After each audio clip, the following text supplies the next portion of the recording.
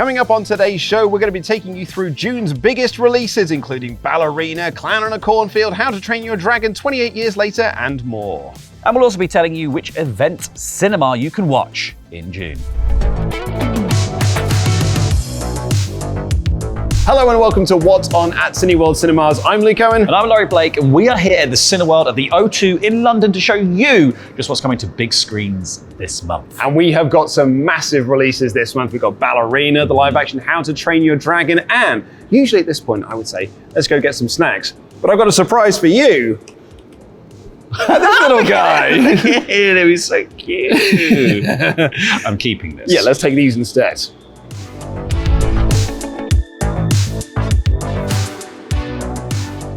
Of course, we've got a lot of new releases coming up this month. However, there are still releases from last month that are in the cinema, including Karate Kid Legends, the live-action Lilo and Stitch, and Mission Impossible. But that leads us into this month's releases. And we are kicking things off with the latest in the John Wick saga, Ballerina. Yes, give me that gun, fool. This is pure, like, I mean, this is, you know, if it's a John Wick movie, you know what you're getting. You know exactly what you're getting, and it's like the trailer doesn't leave anything like hidden if you've seen the trailer at all. Yes, John Wick is in it. Just like, don't worry, don't worry, he is here, but he's on the side of the bad guys, seemingly from the trailer, or at least he's been deployed to stop Ana de Armas's character, the ballerina, from killing everyone, seemingly. But this seems to be paying off on like Ana de Armas in James Bond, right?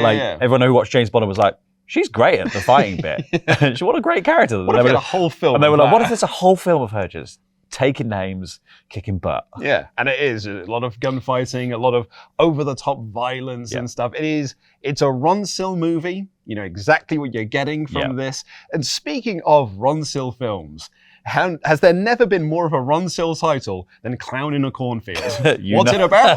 It's about a clown in a cornfield. What, son? If you were expecting anything else, this is about a clown in a cornfield. So this is kind of from this. It's about the collapse of modern society. Is what it's actually about. But it's a really clever title. It's such a really clever title. We're all the clown in the cornfield. So this is kind of from that Terrifier school of these very low-budget horror movies. This was made for about $1 million. Wow. And it has already had a very big opening weekend, comparatively to its box office, you know, compared to its budget, what it's made in the US in its opening weekend. And it is about a small town in America that has a clown mascot, and every year they celebrate their clown mascot, and then one year someone decides to dress up as that clown mascot and murder people. Yay! I mean, yeah, this is kind of return to the cinema. You don't need to think too deeply about what's going on the screen. You're just there to have the thrill of seeing people get killed, feel a bit afraid, and enjoy yourself. And I think that's a wonderful thing that this is coming back to the big screen as kind of an option in horror, because everything's been elevated horror recently, and now we're seeing this new wave of just like B-movie, schlocky horror films coming back through, which I think are fantastic. Yeah, this is the sort of thing that would have previously gone straight to video or straight to DVD, but now we're getting to see them on the big screen. And it's, for me, as someone who very much enjoys that genre of horror, I'm very excited. Well, look at it. It's like Clown in the Cornfield. We've just had Final Destination Bloodlines. It's like it's making a resurgence. Speaking of films that are coming out this month, June 6th, I'm super excited about this one. We got Dangerous Animals with Jai Courtney, which I described to the crew as, what if Saw was set on a boat and instead of traps, it was sharks? Do you want to play a wet game? It's just like, it looks ridiculous. It's like, how did this guy discover he was into this? That's my main question. But I think it's that kind of like, locked in this boat, confined space. This guy is doing something so horrible and creepy, and I think you're going to get some really shocking, horrible visuals. And it's just like the tension. Any film with sharks in, I'm just a bit like, the kind of not knowing what's under the surface of the water thing, and then being trapped on this boat with this horrible man. I think that's kind of the sort of the brilliance of the trailer, and what the movie will have as well, is that you think, oh, the sharks are going to be the thing you're scared of, but actually no, that's just one part of the thing you're scared of, because there's also a shark on the boat in human form, not literally, but a street shark. Finally, we're getting our street shark movie. The following week, on Friday the 13th of June, we have got the live action How to Train Your Dragon. Bring tissues. Bring tissues, because this will make you cry. Yeah. I think this looks really good. I think they've managed to capture the kind of vibe and the look, because it's such a distinct looking animated movie. It's got this really kind of lanky, angular art style of like everyone's either really wide or really tall, and they've managed to kind of capture that with all of the human cast that they've actually cast, and then seeing the dragons given the kind of CGI glow up from turning from like cartoons into actual terrifying monsters. Toothless just being a cute little baby boy. Yeah, it is probably a genius move from them to take the design of Toothless from the animated version, like Control-C, Control-V. And now we just put live action actors around. You don't have to make any more toys. It's genius. Sell the old toys again. And that, I think, is like perfect family fare. We've actually got previews of it from the 9th as well. So if you cannot wait until the 13th, you can go and check out an early screening of it on the 9th.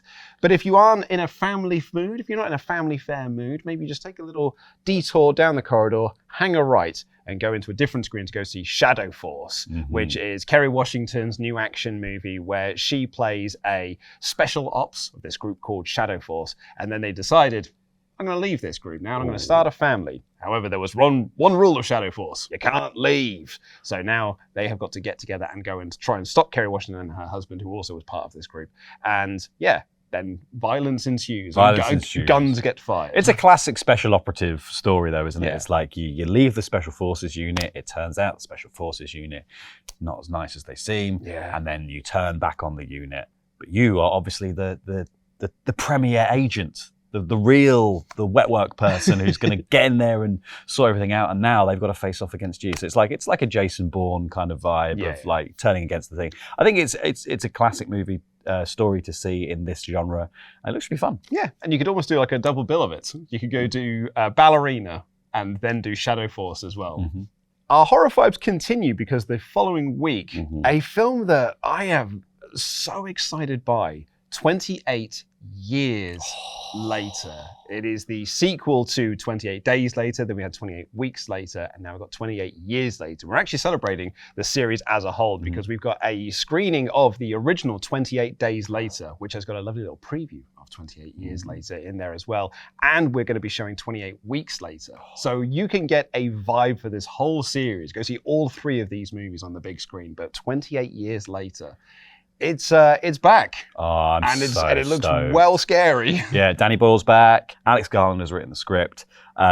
These are the films that kind of like, they were at the forefront of that zombie revolution of like, guess what? They can run now. And I feel like they 28 Days Later specifically has such a kind of like, especially in the UK, just this cultural thing around it at the time.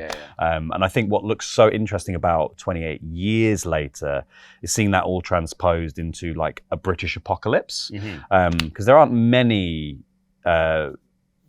movies or bits of fiction or literature or whatever that explore that as deeply as, like, we've had loads of American apocalypses and loads of like the Fallout games or whatever it might be that explores that kind of world. There aren't many that go like, what's a kind of British apocalypse going to look like? And it seems like they've opted for Wicker Man.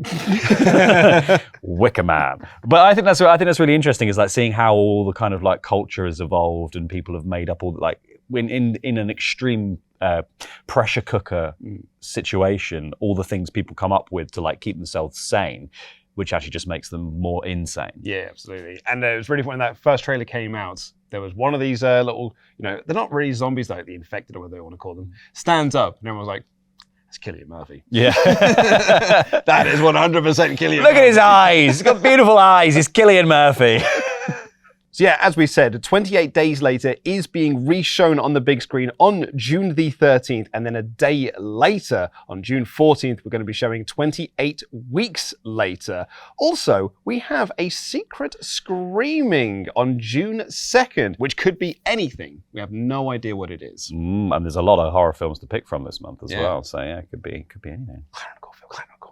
But if that sort of horror vibe is not your vibe, you want something a little bit more calming, relaxing, a lovely little family movie. Elio is on the big screen. This is Pixar's latest movie, hot off the heels of the live-action Lilo and Stitch as well, which is a film about a lonely little girl, and an alien comes down and she becomes friends with him. This is about a lonely little boy who instead goes up into space and makes friends with an alien. It's a reverse Lilo and Stitch. But it looks so cute. Glorden, the alien creature, is adorable.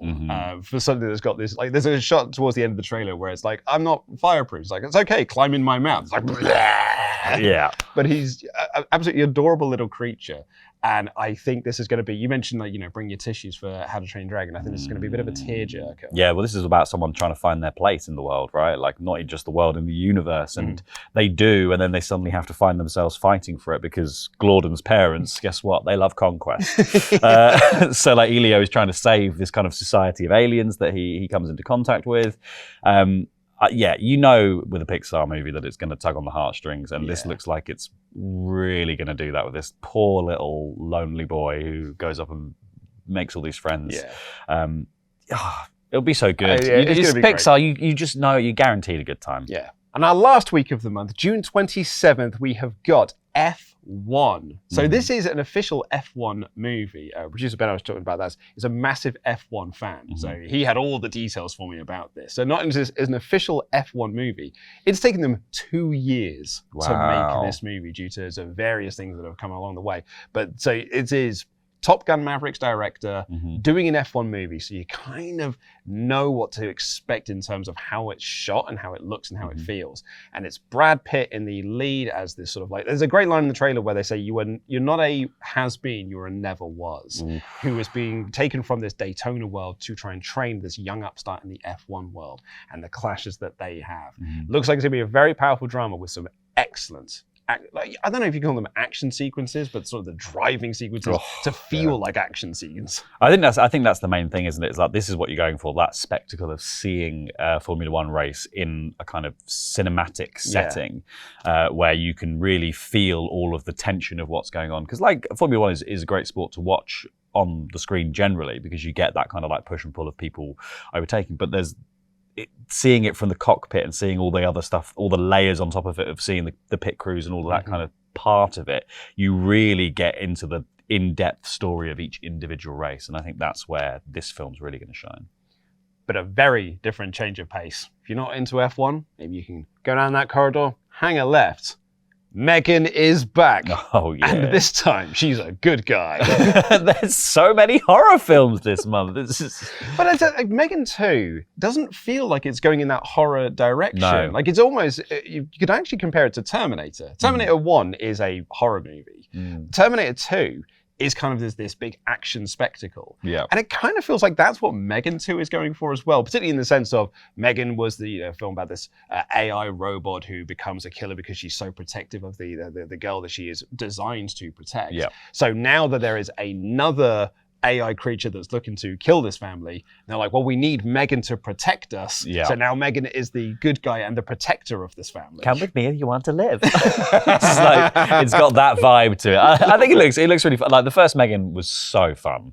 It's a very knowing, silly horror film, but it's got it's still creepy because she is inherently creepy, and I think you can do a lot of that really fun Terminator 2 stuff, like you said, of the fish out of water scenes with Arnie, but transposed with a Megan style character of you've got this horrible killing machine that is known for being a creepy, terrifying killing machine, and you're putting them in situations where they have to be empathetic and sympathetic. Yeah. And the kind of comedy and the horror of that playing out makes it super enjoyable. Yeah, it's so knowing. This is a movie, you watch that trailer and it's like, okay, this film knows exactly what it is. And they are very much playing into that. And because Megan kind of became a bit of an icon when her first movie came out. Something the same way that Chucky did, and Freddy Krueger and Jason Voorhees, that people just really latched onto her as a character. So I think it's quite smart to almost take this, a direction I never saw coming. Yeah. When you're doing another movie, is to do it. I was like, okay, well, let's make her the protagonist. Let's make her the good guy, the protector and savior. And let's really lean into the sillier aspects of this. And it's almost like a John Wick movie, but with robots instead. I'm in. I'm in. We also have our event cinema on June 5th, 7th, and 8th. We have the National Theatre Live's performance of A Streetcar Named Desire, and on June 1st and 2nd, Pepper meets the Baby in a cinema experience. On June 27th, you can also see Miley Cyrus's Something Beautiful. And special screenings of 28 Days Later on June 13th and 28 Weeks Later on June 14th. But that's all we've got time for on this edition of the show. You can check out all of the movies that we've discussed today using the links in the video description down below. And if you would like to listen to this show in your ear holes rather than watch it in your eye holes, it's available on all major podcast platforms. That's all we've got time for on this edition of the show. We'll see you next month. I've been Luke Owen. And I've been Laurie Blake. And that's what's on.